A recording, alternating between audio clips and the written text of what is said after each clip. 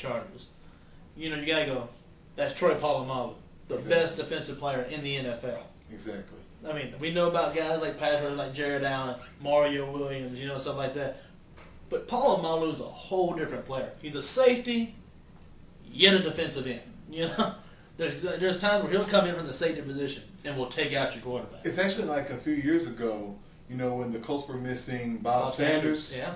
Exactly. That impact that he had on the Colts is the same impact that Troy Polamalu has on the Steelers. But I think it's more of a factor if you're going for if you compare Bob Sanders to Troy Polamalu. Right. It's more of a factor. Look how the Colts are doing without Bob Sanders so far. Now, granted, when Bob Sanders comes back, they'll be a lot better on defense. But when Polamalu left, they struggled on defense. I mean, meaning the Steelers, they struggled on defense. Now they got him back. Yesterday looked like a very complete defense, and my fantasy team just went great after that. Well, you also have to think that the way Troy Polamalu helps out the defenses, and the way Dick LeBeau likes to call defensive plays, with tons of blitzes, both from the inside and the outside, and he can do both. And they have enough faith in the outside corners to where they can do majority man, and then he can help against the run. I think he'll be in Brett Favre's face a lot. I think he's going to fluster Adrian Peterson a lot, especially with this game being at home. Yeah. I mean, they have everything going right for them right now, especially with that scrimmage they had last week. So yeah, scrimmage. Well, what I've got to tell you, I mean, a lot of things. Me and you talked about this earlier, but it is the fact that when you're going against the Minnesota Vikings, you got to pick your poison. Mm-hmm. Do you let Brett Favre beat you, or do you let Adrian Peterson beat you? Now, I'm taking my chances with Brett Favre. And yesterday, it killed the Ravens. It killed your Niner. But you know what? Consequently enough, it's a shot that you'll take rather than let it be. Because a guy like Adrian Peterson will run over you all day. If you take away the pass, Adrian Peterson will bust 300 yards rushing on you. Right. Like last year when he went 296. Mm-hmm. This year, I mean, I think this year he's a better running back. He's still getting his. But you know what?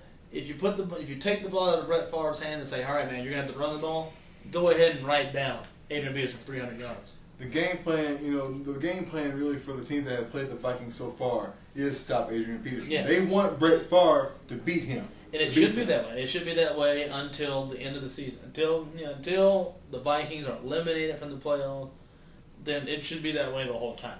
You allow Brett Favre to throw like that, but you do not allow a young guy like Adrian Peterson to take all over you. We've primarily been talking about the Steelers' defense, and I just want to get this one note in real quick. With Willie Parker coming back, that's going to impact Rashard Mendenhall. But you also have to believe that offensive line as a whole is playing much better. They're allowing less sacks and protecting Ben Roethlisberger. Last week he threw for, I believe, 417, which led the whole NFL. Right. So they got to be doing something right on the offensive line. Exactly. And last year, that offensive line was just horrible. It was terrible. They almost led the league in sacks a lot. Yeah. Right. So now the next game we're going to talk about being the Bears at the Cincinnati Bengals. Oh, man, the Bengals both teams are coming off losses. Right. And that's one thing that I'm scared of, frankly. No offense, Jay Cutler probably should have won that game yesterday. Jay Cutler did everything he could yesterday. If it wasn't for a guy like Orlando Pace to jump off sides on that 4-1, you're talking about a win for the Chicago Bears. I think in no doubt in my mind, if Orlando Pace doesn't jump, then it's automatic. They're going to go. They were going to get that 4th and 1, and they were going to convert, probably score and win the game. So I think in this sense of the matter, it had to have been. Jay Cutler's got to come back. They got to have a great week of practice. You got to tell Orlando Pace, hey, look, man, calm down. You're one of the best tackles to ever play this game. So you got to come in and say, guys, we may have lost last week, but we got to get ready for this week because the Cincinnati Bengals aren't necessarily the doorstep they were last year. I had a chance to watch, the Cincinnati Bengals, in the preseason, in their show on HBO.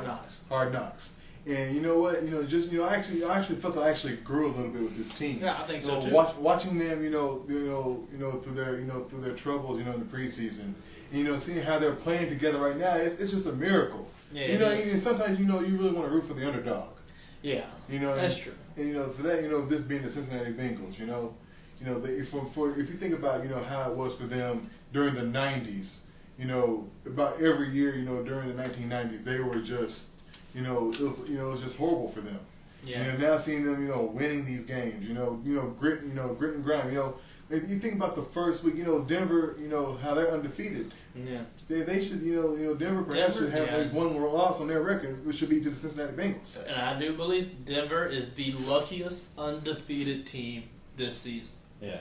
Going into this game, both teams are, as you had mentioned, are coming off losses. Bears should definitely have won last night, but you got to give the Falcons credit.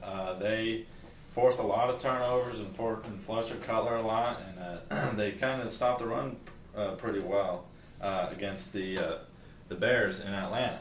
Cincinnati, cardiac cats. What can you really say? They've come back. They came back against Baltimore, against Pittsburgh.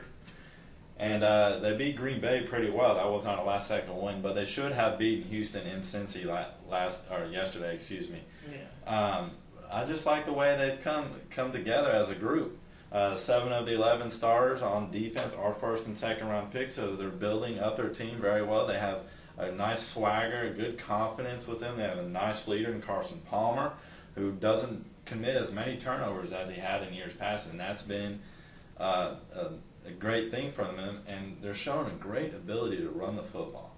Cedric Benson, 120 against quite possibly one of the best rushing defenses we have in all of football against the Ravens. And that's another story in itself. Cedric Benson's facing his old team. The resurgence. The resurgence of Cedric Benson. Think about how he was with the Bears. And, he was okay. He was okay. Come out of Texas, had so much expectation, and he just didn't live up to it. Of course, the holdout he did wasn't really that smart on his part either. But, it's worked for him now. He's with the Cincinnati Bengals. He gets, the NFL's leading rusher. So, you got to give it to him. He's a great running back. He's going to continue to be great. Exactly. And you also have to think about the Bears just added a great defensive presence in Gaines Adams. Yeah. Who's a terrific pass rusher, but he can also play the run quite well. And I think that'll impact the defense as well. The defense was already really solid. Last year was an aberration. They were really unhealthy for the whole year. And then this year they lose Brian Urlacher, who dislocated wrist, really early. But they have been playing pretty solid as a group. And then they add this guy as a terrific pass rusher. I think the sky's the limit for the Bears. One side note about the Cincinnati Bengals. Who's their main receiver this year? Ojo Cinco and Andre Caldwell. Andre Caldwell, and what y'all don't know about, spent 2 months in the summertime in a Los Angeles hotel. Who was he going to visit in Los Angeles? Ojo. Carson Palmer. What happened with, what was he doing? Working out with Carson Palmer every single day for 2 months. So, why do you think Andre Caldwell's so good with Carson? Why are they on the same page? Because they work together all summer, and you see what a lot of preparation work gives you. And that's what a lot of great quarterbacks do throughout the offseason. They get together. Peyton Manning, Eli Manning, Drew Brees did the same thing with all his running backs. You kind of have to you got to sit back and you got to think, what is this team going to be worth doing? And with a guy like Carson Palmer, they're going to be good. Andre Caldwell, going to be really good. So they'll be okay. And this week, I'm gonna go ahead and give out to the Cincinnati Bengals. Yeah, I think I'm gonna take the dogs in this one. I like the Bears. Bears. You know what? I'm also gonna take the Cincinnati Bengals. I'm gonna take the Cincinnati Bengals in this one. Yeah. Next up we have the Atlanta Falcons versus the Dallas Cowboys. Woo! Now let me tell you something about the three of us. We are from the state of Texas, of course, but we don't have a very good feelings for the Dallas Cowboys. We're sort of like outcasts. Disdain. Yeah. But like I said, since we live in the state of Texas, we deal with it. The only way we know how. Every single day. Every single day. So the Atlanta Falcons, 2 big wins, in a row. Of course, one against my 49ers, and then recently the Chicago Bears. Hey, 45-10. That's what I'm trying to tell you. Now you see the Chicago Bears here, not Chicago Bears. I'm sorry, the Dallas Cowboys. They're coming off a bye week where they had just squeaked. A